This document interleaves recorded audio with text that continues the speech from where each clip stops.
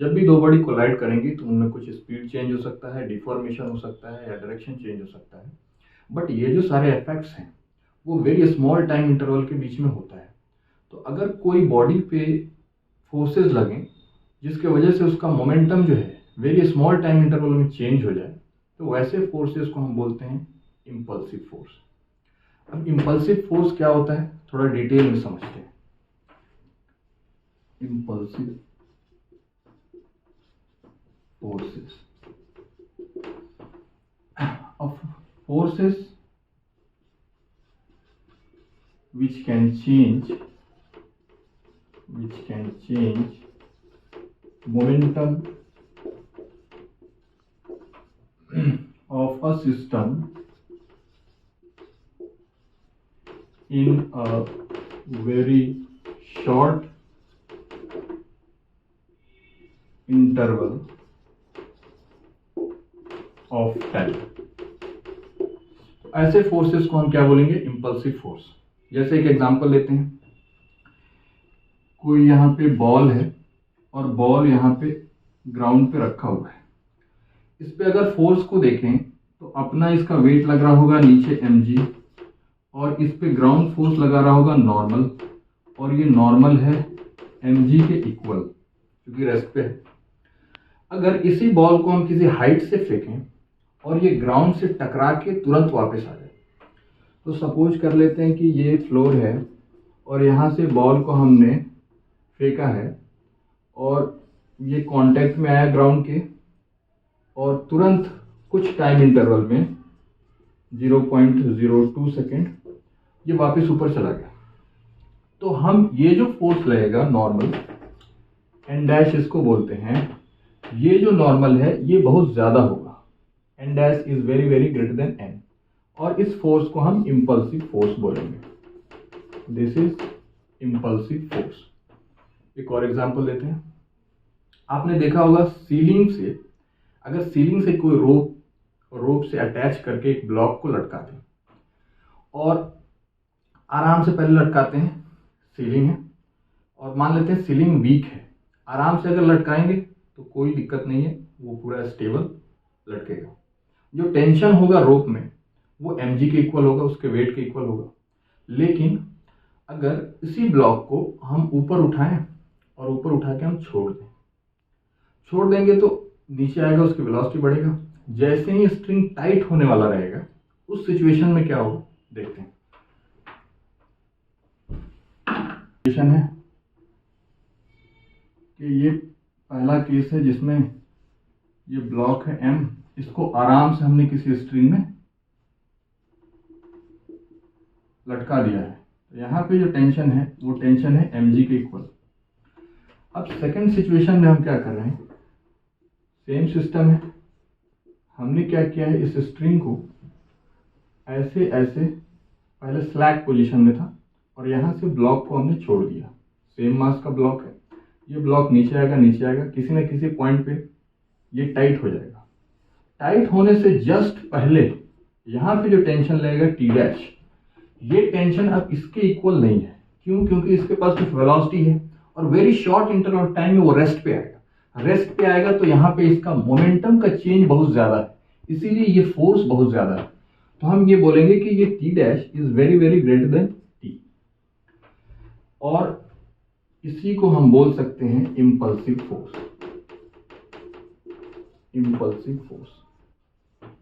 तो during the collisions जो forces लगते हैं उसको इम्पल्सिव फोर्स बोलते हैं। किन फोर्सेस को इम्पल्सिव हम बोल सकते हैं, किनको नहीं बोल सकते हैं, थोड़ा सा समझते हैं।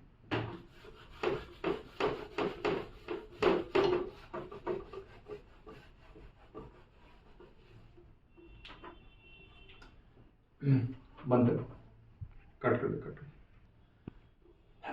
इम्पल्सिव फोर्सेस के रिगार्डिंग कुछ पॉइंट हम समझ लेते हैं। पहला पॉइंट है,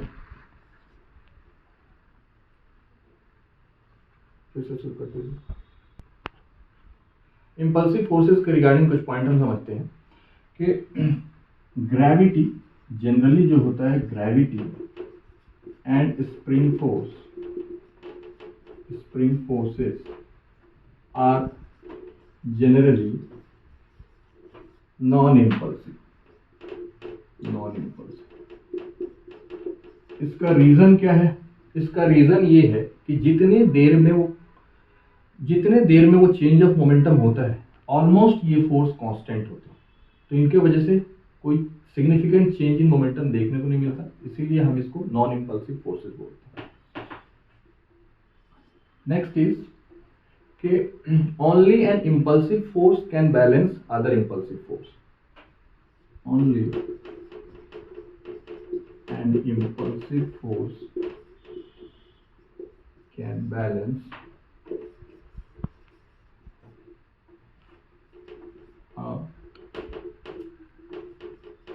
another impulsive force। अगला पॉइंट है कि मे बी पॉसिबल है कि एक ही फोर्स किसी एक बॉडी पे इम्पल्सिव है और जो दूसरा बॉडी है उसके लिए नॉन इम्पल्सिव है। जैसे आप बाइक चला रहे हैं और सामने कोई फ्लाई आ गया, जैसे मॉस्किटो आ गया, जैसे ही बाइक से टकराया, पहले मॉस्किटो बिल्कुल आराम से जा रहा था, जैसे ही बाइक से टकराया बाइक में चिपक गया, अब उसकी मोमेंटम बढ़ गई, जो बाइक की स्पीड है उस स्पीड से अब चल रहा है, तो उसका मोमेंटम बढ़ गया, लेकिन बाइक के मोमेंटम में कोई चेंज नहीं आया, तो हम ये बोलेंगे कि वो जो फोर्सेस लगा है मॉस्किटो पे वो इम्पल्सिव है, बट बाइक के लिए नॉन इम्पल्सिव। कोई और एग्जांपल लेते हैं। एक वॉल है और वॉल पे हम बॉल फेंक रहे हैं, तो बॉल जब जाएगा और जब टकरा के आएगा तो बॉल का मोमेंटम तो चेंज हो गया वेरी स्मॉल टाइम इंटरवल में। तो ये जो नॉर्मल लगा है बॉल पे, ये बॉल के लिए इम्पल्सिव है, and ball is impulsive, but wall का तो मोमेंटम चेंज नहीं हुआ, वॉल तो वैसे ही है, तो वॉल के लिए वो नॉन इम्पल्सिव है। तो ये पॉइंट लिखिएगा, a force may be impulsive for one body and non-impulsive for other at same time।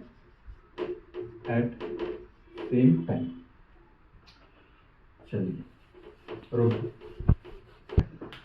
Collisions is a process of redistribution of a linear momentum among the interacting bodies।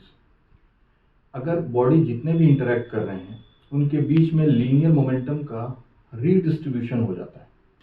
जैसे अगर यहाँ पे दो bodies हैं, m1 की velocity है u1 इस direction में, और दूसरा बॉडी है m2, इसकी वेलोसिटी है u2, u1 greater than u2 है, तो कुछ टाइम के बाद से ये कांटेक्ट में आएंगे तो इन पे फोर्स लगेगा, इस पे ये फोर्स इधर लगाएगा, इस पे ये फोर्स इधर लगाएगा, तो ये वाला का स्पीड आगे, फोर्स इस पे पीछे, तो इसकी स्पीड घटते घटते इसकी स्पीड घटेगी और इसकी स्पीड बढ़ेगी। कुछ टाइम के बाद इसकी कुछ स्पीड हो जाएगी, इसकी कुछ स्पीड हो जाएगी, बट अगर थ्रू आउट द प्रोसेस में हम सिस्टम को देखें तो इस पे एक्सटर्नल फोर्स कोई भी नहीं है। ये दोनों का दोनों जो भी फोर्सेस लग रहे हैं वो सब के सब इंटरनल फोर्स है। तो एक्सटर्नल फोर्स नहीं है, इसका मतलब momentum of the system conserve रहेगा। दोनों को अगर सिस्टम मानते हैं तो सिस्टम का मोमेंटम क्या होगा? कंजर्व होगा। तो इसका मतलब क्या है कि जब भी कोलिजन होगा तो momentum of the system remains conserve. हम ये कह सकते हैं कि collision is a process of redistribution of linear momentum among interacting bodies।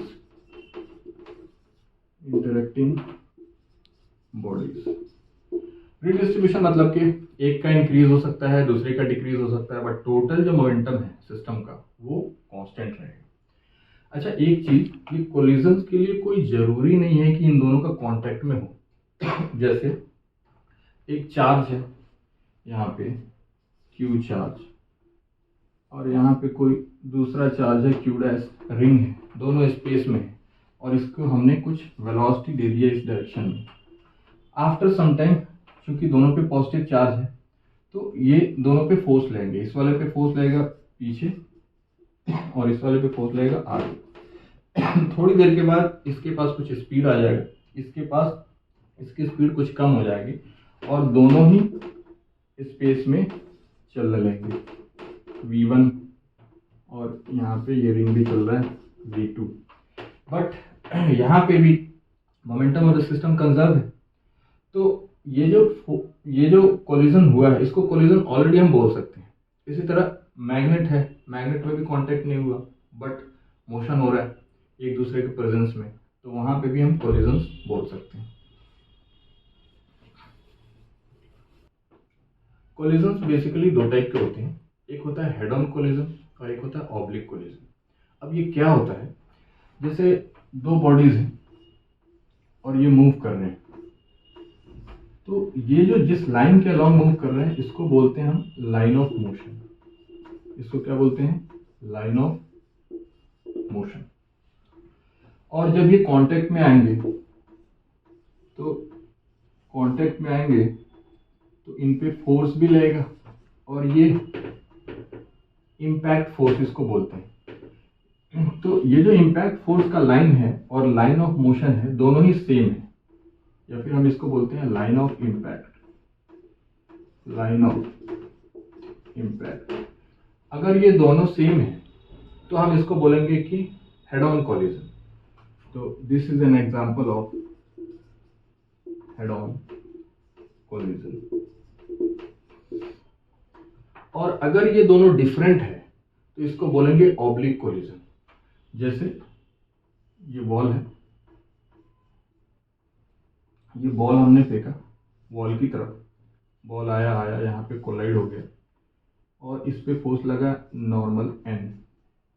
Line of motion क्या है? ये है लाइन ऑफ मोशन, और लाइन ऑफ इम्पैक्ट क्या है? Line of impact. दोनों ही कोइंसाइड कर रहे हैं, तो यहाँ पे ये जो है इसको बोलेंगे हेड ऑन कोलिजन। लेकिन अगर इसी बॉल को हम एट सम एंगल फेंकें दीवार पे, ये बॉल यहाँ पे गया, कोलाइड होके ऐसे आ गया, तो ये जो कोलाइड हुआ है, नॉर्मल तो हमेशा ऐसे ही लगा, नॉर्मल लग रहा है सरफेस के परपेंडिकुलर, हम मानते हैं कि ये सरफेस स्मूथ है, नॉर्मल ऐसे लग रहा है, और इसका जो लाइन ऑफ मोशन है ये है, ये क्या है? लाइन ऑफ मोशन, और ये है लाइन ऑफ इम्पैक्ट। तो इस केस में इसको बोलेंगे ऑब्लिक कोलिजन, क्योंकि ये दोनों कोइंसाइड नहीं कर रहे हैं, तो इसको ऑब्लिक कोलिजन बोल सकते हैं। अब हम समझते हैं कि कोलिजन का प्रोसेस कैसे होता है, आराम से समझेंगे कैसे कैसे प्रोसीड करता है। तो जैसे दो बॉडी, बिल्कुल सिंपल केस उठाते हैं, दो बॉडी है यहाँ पे, इसका मास है m1, इसका स्पीड है u1, और दूसरा बॉडी है यहाँ पे, इसका मास है m2, इसका स्पीड है u2। कुछ देर बाद ये कांटेक्ट में आ गए,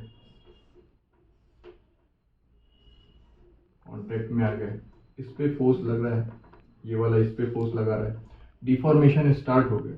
हम इसको एक नाम दे देते हैं nd, डिफॉर्मिंग फोर्स बोल सकते हैं। एक टाइम आएगा जब ये वाला जो डिफॉर्मेशन है ये बहुत ज्यादा होगा, और इस वाले पे भी डिफॉर्मेशन, मैक्सिमम डिफॉर्मेशन होगा, क्योंकि ये एक दूसरे को कॉम्प्रेस कर रहा है। एक टाइम आएगा जब डिफॉर्मेशन क्या हो जाएगा? मैक्सिमम हो जाएगा। अब ये हो क्या रहा है? इसका स्पीड जो है वो घट रहा है, इसका स्पीड जो है बढ़ रहा है। क्यों? क्योंकि इसकी स्पीड आगे है, फोर्स इस पे पीछे लग रहा है, इसका स्पीड घट रहा है। इसका स्पीड आगे है, फोर्स भी आगे लग रहा है, तो इसका स्पीड बढ़ रहा है। तो एक ऐसा इंस्टेंट आएगा जब डिफॉर्मेशन मैक्सिमम होगा, और उस टाइम पे ये कॉमन स्पीड से चलेंगे, इसको नाम देते हैं vc, कॉमन स्पीड। फिर उसके बाद कांटेक्ट में तो अभी भी है, तो डिफॉर्मिंग फोर्स फिर से लाएंगे, और अब क्या होगा कि ये दोनों फोर्स लेंगे, डिफॉर्मिंग फोर्सेस, लेकिन अब ये सेपरेट आउट होना शुरू हो जाएंगे।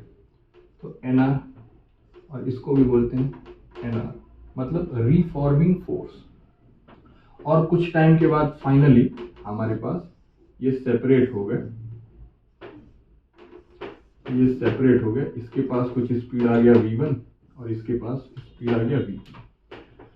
अब ये through out the process forces लगा है, इंटरनल फोर्स। तो हम मोमेंटम कंजर्व हमेशा ही कर सकते हैं किसी भी इंस्टेंट पे। तो हम हमेशा इसको लिख सकते हैं conservation of momentum for the system. क्या लिखेंगे? M1 U1 plus M2 U2 is equal to, suppose इस इंस्टेंट पे हम लिखना चाह रहे हैं तो दोनों एक ही साथ चल रहे हैं, M1 प्लस M2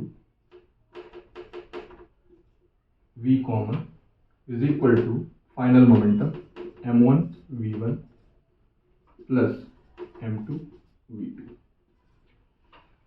अब ये डिफॉर्मेशन कितना हुआ है, रिफॉर्मेशन कम है या डिफॉर्मेशन ज्यादा है, इन सब को पता करने के लिए हम एक चीज डिफाइन करते हैं, कोएफिशिएंट ऑफ रीस्टिट्यूशन।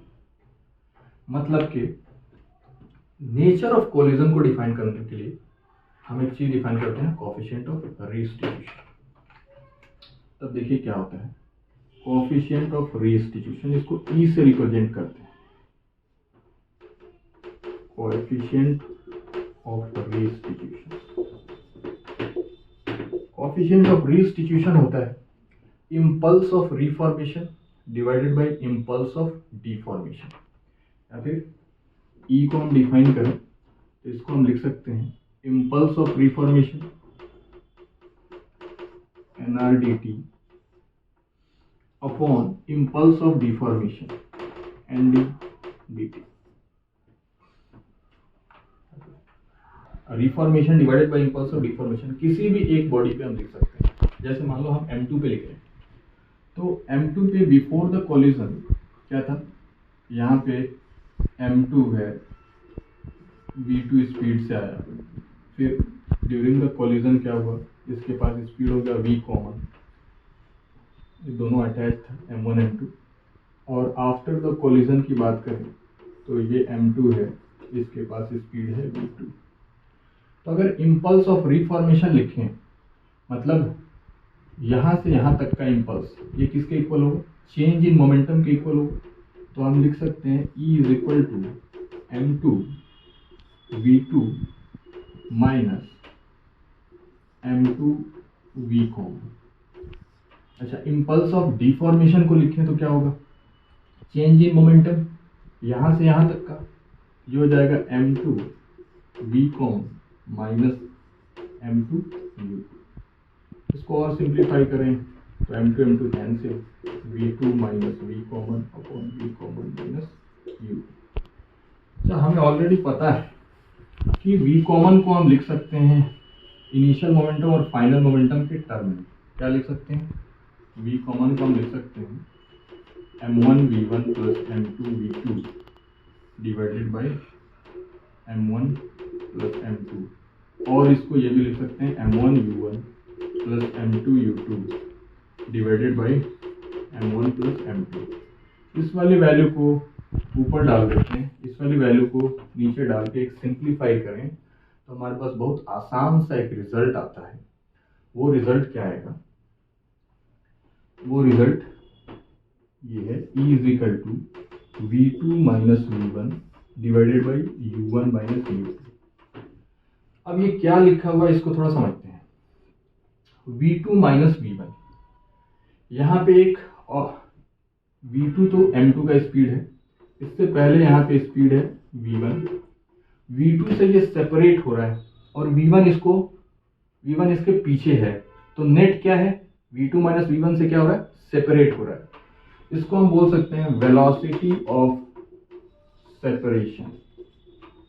और यहाँ पे पहले केस में देखते हैं, यहाँ पे M2 है, ये V2 है, उससे पहले यहाँ पे M1 है और इसके पास स्पीड क्या है, U1, और ये V2 नहीं है, ये U2 है। तो यहाँ पे U1 माइनस U2, U1 से अप्रोच कर रहा है और U2 से ये सेपरेट हो रहा है। बट नेट अगर u1 माइनस u2 घटाएं तो क्या मिलेगा हमको? अप्रोचिंग स्पीड मिलेगा। तो इसको बोल सकते हैं velocity of approach, velocity of approach. लेकिन ये ध्यान रहे कि E का जो भी वैल्यू है वो हमेशा, ये जो वेलोसिटी ऑफ सेपरेशन और वेलोसिटी ऑफ अप्रोच हम लिख रहे हैं वो अलोंग द इम्पैक्ट है, लाइन ऑफ इम्पैक्ट के अलोंग ही लिखना है। अगर किसी और डायरेक्शन में वेलोसिटी है तो उसको पहले लाइन ऑफ इम्पैक्ट के अलोंग रिजॉल्व कर लेंगे। समझ ना? मैं अपनी बात को समझाता हूँ। जैसे जब भी डिफिनेशन ऑफ ई अप्लाई करेंगे, definition of E means velocity of separation divided by velocity of approach, वो हमेशा लाइन ऑफ इम्पैक्ट के अलोंग अप्लाई करेंगे। अच्छा, इससे ये कंफ्यूज नहीं होना है कि लाइन ऑफ इम्पैक्ट मतलब कॉमन नॉर्मल, ऐसा कुछ नहीं है। मे भी ऐसा सिचुएशन हो सकता है कि लाइन ऑफ इम्पैक्ट और कॉमन नॉर्मल अलग अलग हो सकते हैं। फॉर एग्जाम्पल यहाँ पे अर्थ है, ये ग्राउंड है, ये बॉल इस पे कोलाइड कर रहा है और यहाँ पे फोर्स लग रहा होगा, एक फोर्स लग रहा होगा, ये नॉर्मल ग्राउंड। लेकिन अगर फ्रिक्शन है तो यहाँ पे फ्रिक्शन भी लगेगा पीछे, तो इम्पैक्ट फोर्सेस इन दोनों का वेक्टर सम होगा। तो इम्पैक्ट फोर्सेस का डायरेक्शन फिर ये नहीं रहेगा, फिर कुछ चेंज हो जाएगा। तो अगर मान लेते हैं कि ये स्मूथ है, ये एंगल अल्फा है और ये टकराने के बाद ये एंगल बीटा है, ये स्पीड u है और ये स्पीड क्या है? v। तो हम इस सरफेस के लिए जो E की वैल्यू लिखेंगे, कोफिशिएंट ऑफ रीस्टिट्यूशन की वैल्यू लिखेंगे, वो क्या है? Velocity of separation divided by velocity approach along the line of impact. तो लाइन ऑफ इम्पैक्ट में ये वेलोसिटी क्या है? ऊपर जा रहा है v cos बीटा से और नीचे आया है u cos अल्फा से। तो वेलोसिटी ऑफ सेपरेशन क्या हो गया? v cos beta upon u cos alpha. तो ये है E की वैल्यू। या फिर हम ये कहें कि ऑब्लिक कोलिजन के केस में हमेशा ध्यान रखेंगे कि वेलोसिटी ऑफ सेपरेशन और अप्रोच को हमेशा इम्पैक्ट, लाइन ऑफ इम्पैक्ट के अलोंग रिजॉल्व कर लेंगे।